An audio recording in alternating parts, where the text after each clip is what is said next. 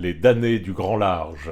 Christophe Michel au scénario, Béatrice Pankosecki au dessin et à la couleur. C'est un one-shot très inhabituel qui sort en août. Cette fois, pas de fantaisie, pas de fantastique, et pourtant, l'imaginaire est au cœur de cette histoire.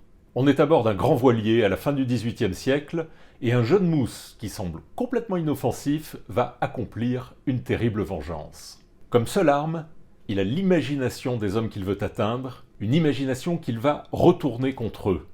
Et sans que personne s'en doute, il va les manipuler jusqu'à la terreur, les pousser à la folie, et puis à la mort. C'est une intrigue très forte et très bien ficelée. Le scénariste Christophe Michel nous raconte comment tout ça lui est venu. C'est une histoire qui m'est venue d'un coup. Même si je l'ai écrite en 3 jours, j'ai compris après qu'elle avait mis 20 ans à infuser. Cette histoire était comme l'eau d'une bouche d'incendie éventrée, qui jaillit d'un coup. C'était une force psychique inarrêtable. Les mystères du subconscient qui d'un seul coup lâchent les vannes et vous laissent complètement KO. C'était très étrange la façon dont cette histoire est venue à moi.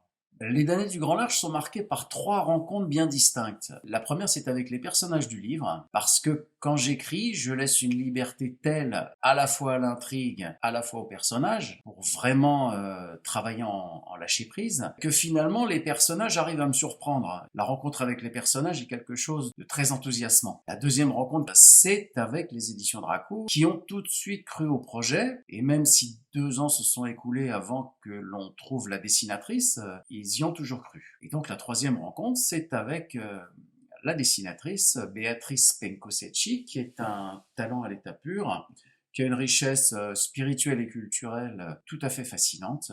Je dois dire qu'elle a apporté une fraîcheur à cette histoire absolument étonnante. J'ai toujours aimé ce projet dès le premier moment. Il savait que mes ancêtres étaient des loups de mer, marchands et pirates, qui ont finalement perdu tout leur navire. Et je ne sais pas si le mien est une sorte de souvenir génétique, mais avant même de savoir tout cela, j'ai toujours ressenti une peur profonde face à l'autre mer. Et c'est ça.